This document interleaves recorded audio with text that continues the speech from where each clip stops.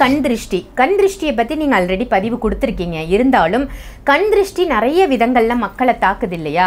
So ஒருத்தருக்கு கண் திருஷ்டி இருக்குன்னா என்னென்ன மாதிரியான அறிகுறிகள்லாம் இருக்கும், அவங்களுக்கு என்ன பாதிப்புன்றது நம்மளை மட்டும்தான் வருமானு கிடையாது. நம்ம படிக்கிற படிப்புலேருந்து நம்ம சாப்பிட்ற சாப்பாடு முதல் கொண்டு கண் திருஷ்டி. ஒரு செகண்டில் இவ்வளோ சாப்பாடு சாப்பிட்டேனே அப்படின்னு சொன்னேன். ஐயோ நான் முடிஞ்சிச்சு. பண்ணாவது ஒரு இலை அசைவில் ஏன் வீட்டில் வளர்க்குற செடியே அழகாக வந்தாலே கண் திருஷ்டியில் கரிகிறது.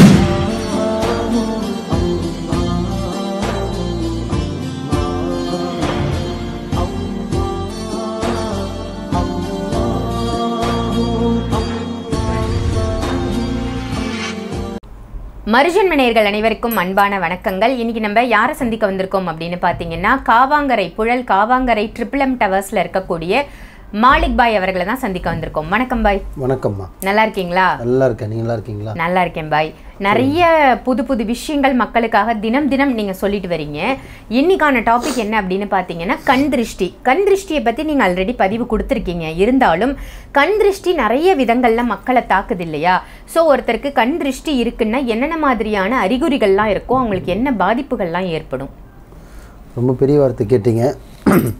கண் திருஷ்டின்ற விஷயம் வந்து நம்ம இன்றைக்கி நேற்று வந்தது கிடையாது. அதுக்கு சடனாக நம்ம எடுத்து புரிய வைக்க முடியாது.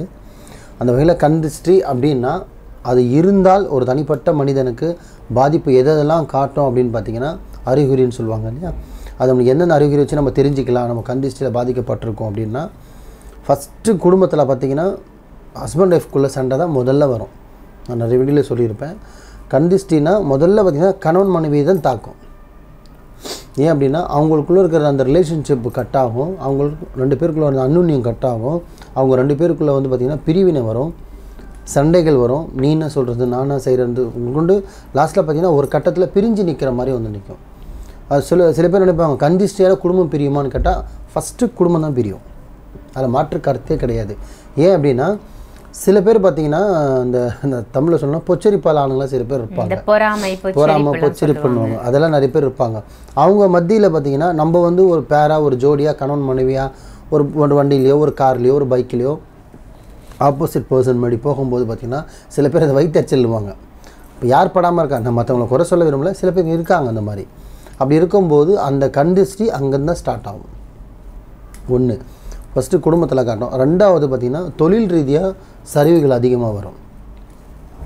எவ்வளோ உச்சத்தில் அவர் இருந்தாலுமே சரி, கம்பல்சரி எதனா ஒரு பிரச்சனைகளை பார்த்திங்கன்னா ஸ்டாஃப் ப்ராப்ளமோ இல்லை பேங்க் மூலிமாவோ இல்லை ஒர்க்கர்ஸ் மூலிமாவோ இல்லை விபத்துகளோ எதனா ஒன்று நடந்துக்கிட்டே இருக்கும்.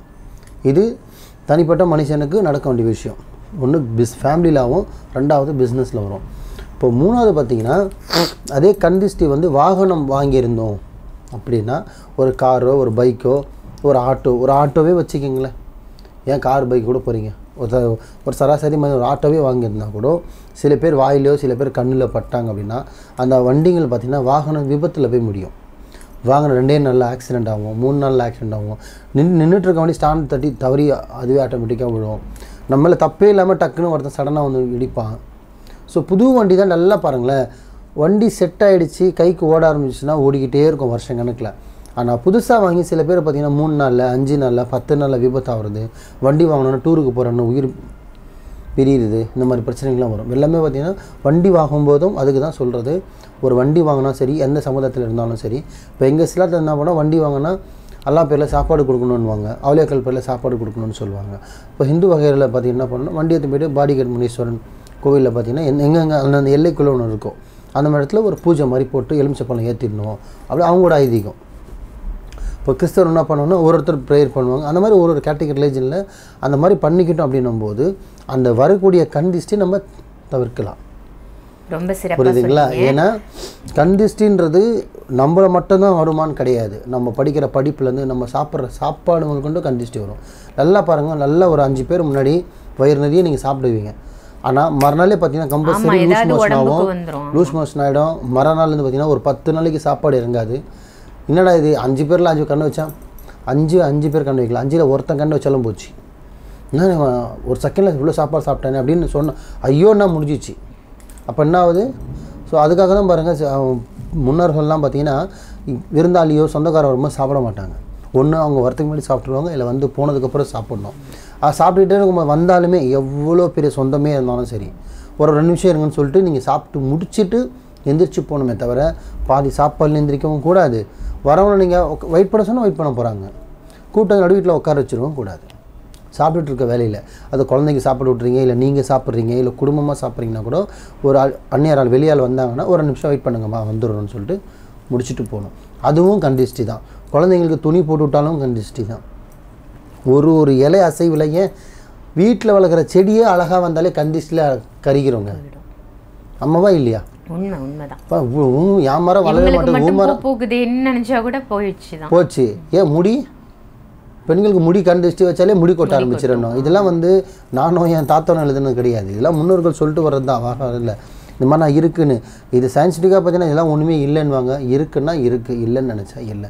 ஏற்றுக்கிறவங்க கண்ணோட்டை பொறுத்து இருக்குது. பட் இதெல்லாம் தடுக்கணும் அப்படின்னா அந்தந்த இடத்துல இப்போ ஒரு வாகனம் வாங்குறோமா அதுக்கு தகுந்த பூச்சை போட்டுடணும். ஒரு ஜுவல்ஸ் வாங்குறோமா அது பேரில் ஒரு 2-3 சாப்பாடு சில சாப்பாடு கொடுத்துடணும். ஒரு கோயிலுக்கு போகிறோம், இந்த மாதிரி அந்தந்த விஷயத்துக்கு ஒன்று நம்ம பண்ணிக்கிட்டே வந்தோம்னா முடிஞ்ச அளவுக்கு முதல்ல உங்ககிட்ட இருக்கிறது என்கிட்ட இவ்வளோ இருக்குன்னு நீங்கள் சொல்ல வேண்டிய அவசியமே இல்லைங்க. எதுக்கு சொல்கிறீங்க? எதுக்கு காட்டுவானே, எதுக்கு கண்டிஷ்டி வாங்குவானே? காமிச்சாதான் ஆபத்து. நீ காட்டாத இருக்குங்க அவள் தான் என்கிட்ட இவ்வளோ இருக்குது, என்கிட்ட அது இருக்குது, இது இருக்குன்னா நீ நம்ம காட்டுறது நம்ம மக்கள் நல்ல கண்ணோட்டத்தில் காட்டுவாங்க. நம்ம அண்ணன், நம்ம தம்பி, அண்ணன் பொண்டாட்டி, தம்பி பொண்டாட்டி, ஃபேமிலியில் ஒரு ஆள். ஆனால் அது பார்க்குறவங்க கண்ணுக்கு அப்படி தெரியாது. நம்மகிட்ட ஒன்றுமே இல்லையே, அவன் புருஷனா நம்ம உணவெல்லாம் செய்கிறான், நம்மக்கிட்ட ஒன்றுமே இல்லை. அந்த ஒரு தாழ்வு மனப்பான்மை வந்துடுது. நம்ம யாரையும் இதில் குறையும் சொல்ல முடியாது. தாழ்வு மனப்பான்மை வந்துடுது. அப்படின்னா அங்கே தான் பிரச்சனைகளே ஸ்டார்ட் ஆகுது. எதுக்கு காட்டணும், எதுக்கு பிரச்சனை கொண்டு வரணும்? அதுக்காக தான் நிறைய வீடியோ சொல்லுவேன். அந்நேரம் கூட பார்த்திங்கன்னா ஹாலில் கொண்டு வரக்கூடாது, பெட்ரூமில் உட்கார வைக்கக்கூடாது, பீரோவை பார்க்கக்கூடாது, ஜுவல்ஸை பார்க்கக்கூடாது. மற்றவங்க நம்ம ஜுவல்ஸை பார்க்கணுன்ற அவசியம் கிடையாது. நீங்கள் ஃபங்க்ஷனுக்கு போட்டு போகிறீங்கன்னா அங்கே 100 பேர் நகை போட்டு வருவாங்க, 100ல் 1 நீங்கள் தருவீங்க. ஆனால் 10 பேர் இருக்கும்போது நீ நாங்கள் நகை போட்டுனீங்கன்னா 10ல் 1 தனியாக தருவீங்க. அப்போ கண்டிஷ்டி அடிக்கும். கண்டிஷ்டின்ற வார்த்தை நிறைய பேசலாம். முடிஞ்ச அளவுக்கு தவிர்த்துங்க, நல்லா இருப்பீங்க. கண்டிப்பாக ரொம்ப ஒரு சிறப்பான தகவலாக கொடுத்தீங்க பாய். கண் திருஷ்டி இருப்பதற்கான அறிகுறிகள் அப்படின்னு நல்ல தகவலாக இருந்தது. நன்றி. நன்றிம்மா.